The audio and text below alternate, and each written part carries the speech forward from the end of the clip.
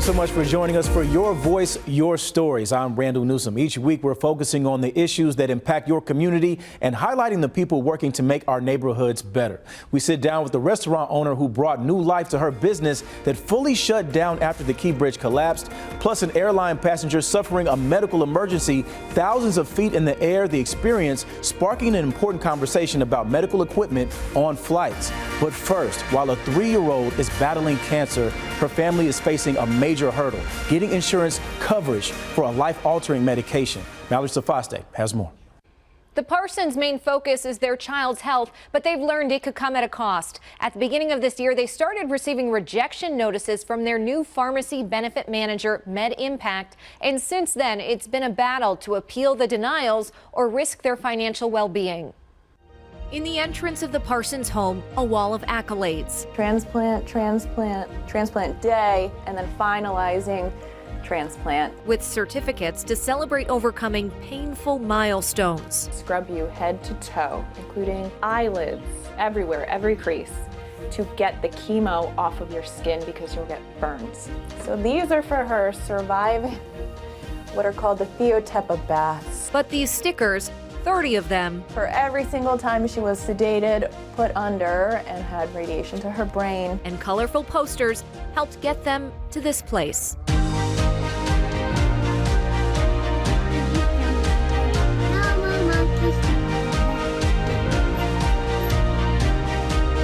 Watch out.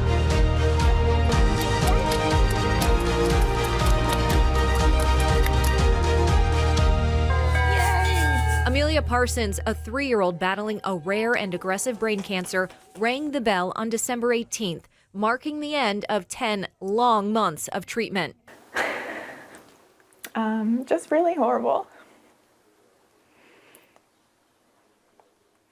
And we're also like one of the lucky families because there's many families who don't get to come home like we did. Kelly, Amelia's mom, said they're not in the clear just yet. For the next few years, Amelia will be on an alphabet soup of medications. She's on cyclophosphamide, she's on etoposide, she's on the one we're trying to get approved through insurance, which is one I can pronounce. It's called Sprycel. But at the beginning of this year, Kelly and her husband learned their new pharmacy benefit manager, MedImpact, rejected coverage of several medications. Our insurance switched January 1st. We work for the state. And then we got rejection after rejection. I have a stack this big of rejection letters.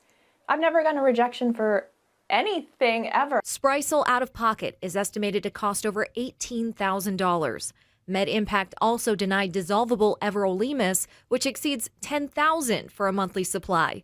The PBM denied coverage, stating these were for off-label use. Amelia's doctor submitted letters detailing the need for these less toxic medications and filed a complaint with the Maryland Insurance Administration. The case then went to independent review by another physician. And it got denied at the highest level possible. I mean, it's enraging.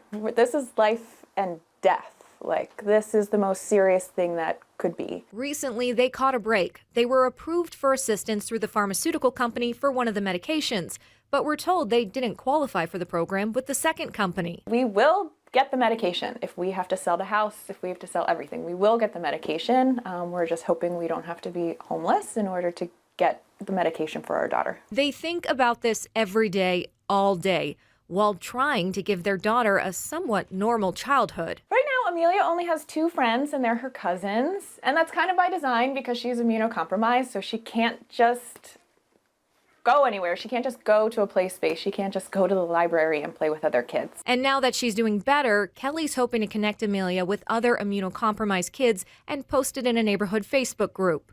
I mean, hundreds of responses, I think, of all different people, adults included, saying they're willing to have Amelia over to play with animals. I think a police officer responded to play with his dog. A lot of people offering just, support. She hopes to take them up on their offers, but first, she's focused on getting her child the medications she needs and wants to remind other parents to exhaust every avenue, file all the appeals, and to know that they will also get past this. There is a light at the end of the tunnel, even though it seems so far away and impossible, but it is there, and that hopefully everybody gets a chance to come home and their biggest worry is, how do I find friends for my kid? We started emailing MedImpact about Amelia's denials in February. We sent multiple follow-up emails, tried 5 different email addresses, and sent LinkedIn messages to 3 MedImpact employees, and we never heard back. Mallory Safaste, WMAR 2 News.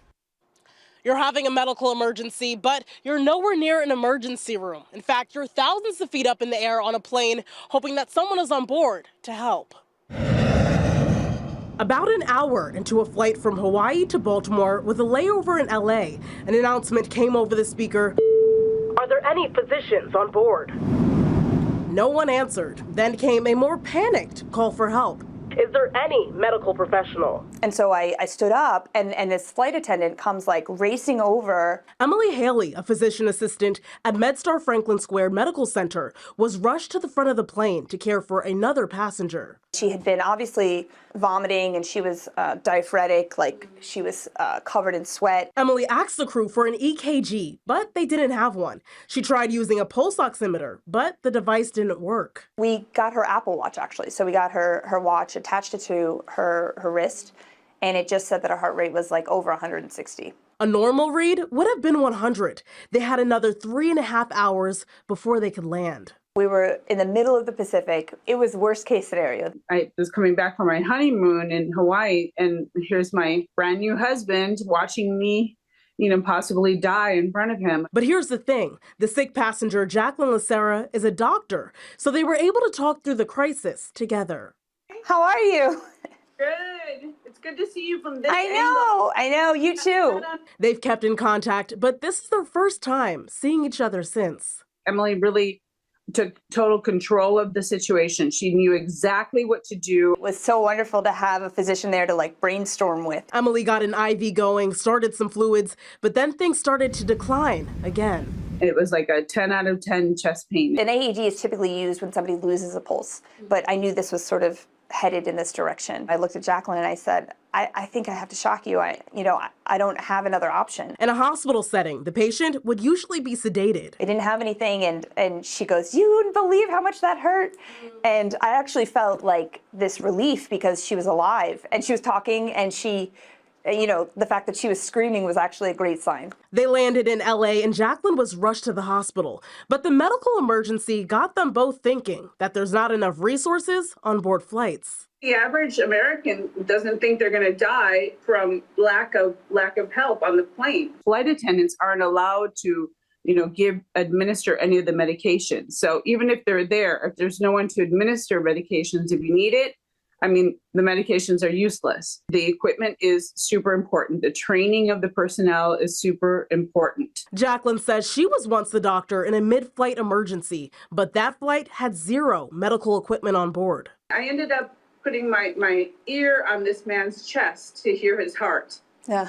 I thought, this is crazy. And any pain right now besides the chest? And Emily says that a lot of her colleagues have experienced some sort of in-flight emergency. I heard from one recently that ended up making an epinephrine drip by taking a bag of fluids and just using the cardiac epi for a patient in anaphylaxis because they don't have an EpiPen. Isn't that crazy? Yeah. So many things that we take for granted. Kara Burnett, WMAR 2 News.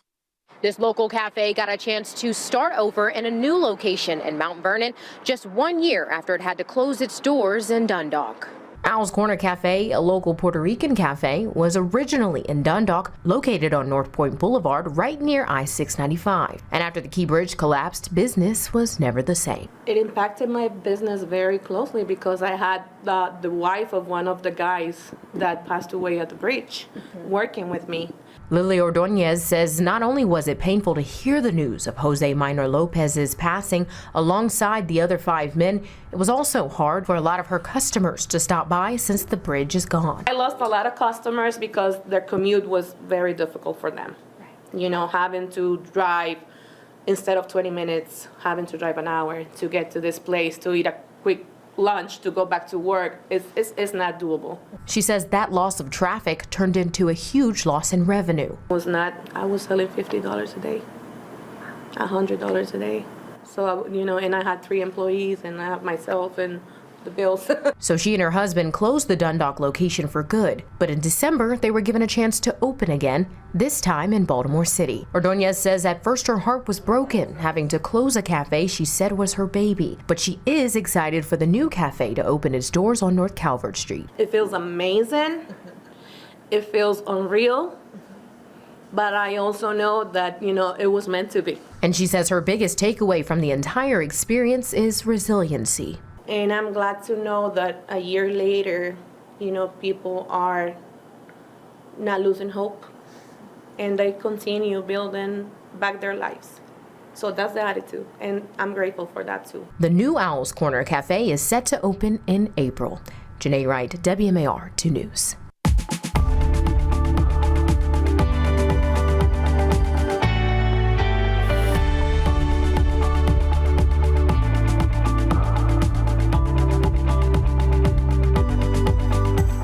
Subscribe to WMAR2 News on YouTube for daily videos. Follow WMAR2 News on social media for daily content. You're watching WMAR2 News, part of the Scripps News Group. Welcome back to Your Voice, Your Stories. An historic church is celebrating a major milestone. We are a helping agency that wants to help people to be better. How it's expanding its reach into the community. Also ahead.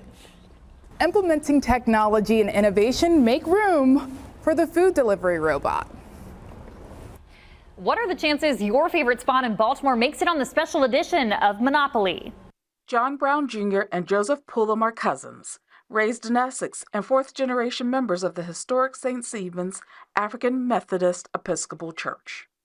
It's the oldest continuing serving church in Essex, founded a few years after the Civil War ended, and served families living in pockets of black communities in the Back River area during segregation.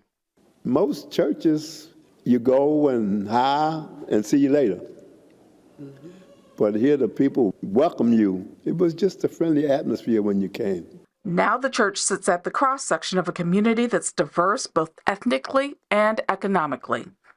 The church reaches the people through a variety of programs, like its school and a weekly mobile health clinic. Dr. Chris Burnett is the pastor. To be the community hub for all needs, and that's what St. Stephen's has always been, and that's what we look to or look forward to growing in days yet to come. St. Stephen's is celebrating its 155th anniversary, and the vibrant congregation continues to grow, thanks to an influx of young families like Jamil Gaston's. I went through some things. I started over, moved out here, found a church that needed me, that needed someone to run the youth department, that had skin in the game. I had 5 kids, so I'm very good with the youth. Last year, the church started a second campus in Aberdeen. During the pandemic, including myself, there were a lot of black families that moved out to Aberdeen and Harford County.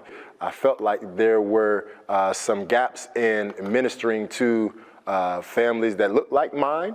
The church is also providing food, toiletries, school supplies, and other resources to students and their families in Harford County Public Schools. Trying to help people navigate life, and if there's a need that we can help, we want to help. And so that is what the church is. We are a helping agency that wants to help people to be better. The church is holding special activities all year long for its 155th anniversary, including concerts and a homecoming celebration where they'll be inviting older members to come back and fellowship with the new generations. In Essex, Maria Morales, WMAR2 News. Officials at Towson University say they want to meet their students where they're at. Well, a new innovation in technology, it's making its debut on campus. A food delivery robot, that is. Place an order. Load it up. On its way. When I saw it the first time, I was like, what is going on? It's just so cool to see, and it's just... I haven't even seen the robot yet. I'm trying to see it though. It's so cool. The Starship's fleet of 5 food delivery robots made its debut on Towson University's campus. The robots do know where the roads are. It knows where certain barriers or obstacles are that they can try to get around. It's designed to act like a pedestrian, equipped with sensors, GPS, and using radar. I was walking back from class and I was crossing the road and we both waited at the stoplight, and we both waited and there was no cars and we both crossed the road together. That was so cute. Richard Coburn, district manager for Tiger Hospitality, says this is their way of taking students' feedback and meeting them where they're at. Busy schedules. So this gives us a chance to do that, not just in a figurative sense, but also in a literal sense. Students on campus say it's the perfect way to optimize their time. Time saving, because you could be doing something and you don't want to get up from where you're at to go get food, and it can always bring it to you, which is always a good thing. So that convenience, that cannot be overstated, me personally. While some say it may limit their activity or even jobs. It kind of defeat the purpose. Sometimes it's getting up, being active. Robots, they might replace the Uber Eats drivers and DoorDash drivers and things like that. Towson University now makes up one of 55 campuses nationwide to have implemented a food robot delivery service. The service fee, $3.49 for students. And Towson University students will see an increase in these food robots. Officials say by the fall, they want to see approximately 20 of them. For now in Towson, Sayera Williams, WMAR 2 News. The Baltimore edition of Monopoly is coming soon, and as the game looks to capture the city's present, we take a look at how it's always represented its past and its future. I think the greatest compliment that we can receive is when somebody picks it up and they say that feels like home. Tim Barney is on a mission to find out what makes the Charm City so iconic as he reimagines Monopoly with the city in mind. Have you been to Baltimore before? No, but I love it. We met up with the game manager on his recent recon trip and helped him out with a couple basics, like what's the proper way to say Baltimore? Baltimore. Bois. Other than that, he's getting good at picking up the local language. Hun is another big one. That and nearly everything is on the board for consideration. Could you roll a 4 and land on the bustling Lexington Market, or pass through Go and pick up M&T Bank Stadium? Whether big or small, high or low, Barney wants the flavor of the city. I probably could have made an entire edition just about the restaurants. The Monopoly man is all ears. Like maybe instead of a walk to the boardwalk, it's a Park Heights strut to Bel Air Road as you collect $200. Randall, can you help me out with this one? Barney says they'll have a huge unveiling this fall with a limited release, but you'll have to wait until then to see if Natty Boh or Old Bay makes the cut. Time is running out to share what you want to see. Barney says he's already been filling out the board as the suggestions roll in. But really, Baltimore has always been a part of the game. Baltimore put Monopoly on the map. And Executive Director of the B&O Railroad Museum, Chris Holland, says it should stay that way. How could you have another Monopoly game about Baltimore without the B&O Railroad? It's one of the most iconic pieces of the Monopoly board. We are on the birthplace of the American Railroad. This is where the very first common carrier railroad was ever chartered, was right here in Baltimore. Holland says it just wouldn't be Baltimore without its past. From the tracks that built the city, to the historic Camden Yards, to the birthplace of the Star-Spangled Banner. Baltimore's history is incredible, and I think this is a real opportunity to make everyone aware of exactly what role this city has played in American history. From the past into the future, Charm City. We're really spoiled for choice. No matter how the cards play out, these city-specific games always become collector's items. The original Monopoly, people still have the same one they played at their grandmother's house, right? But now that it's Baltimore, now I think it's going to be even more cherished. Fitting for a one-of-a-kind city. You can keep sending your suggestions until the first week of April. In Baltimore, Blair Sable, WMAR 2 News. Like WMAR 2 News on Facebook. Download the WMAR 2 News app. Search WMAR in your app store. All right, O's fans, are you feeling the excitement yet? It's hard to believe the home opener is just 2 days away, and some changes are coming to the ballpark, and we have everything you need to know before you come to Camden Yards this season. When you come to Camden Yards on March 31st, you may notice some changes, including the left field wall, which has been modified from the left corner to the bullpen in left center field, as well as the popular bird bath splash zone, which is expanded to sections 84 and 86, and even the fan favorite hot dog race, including ketchup, mustard, and relish. Look for a special appearance on opening day of the live race. And we're going to do it probably 2 times per homestand throughout the year. That's Mark Fine, the Orioles chief marketing operator. And beside him, you'll notice all orange uniforms.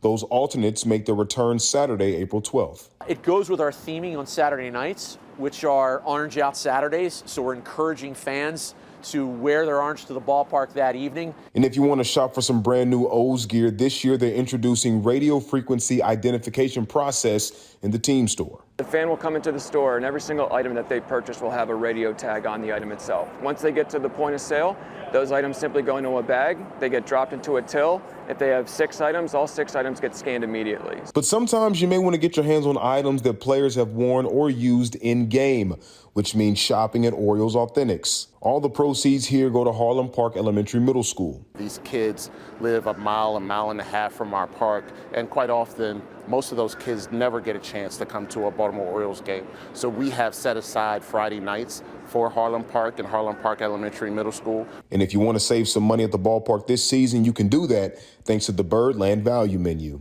Doing the right thing, it's not hard. And part of doing the right thing is making sure that we're not creating challenges for fans of all different economic backgrounds. The O's home opener is March 31st against the Boston Red Sox.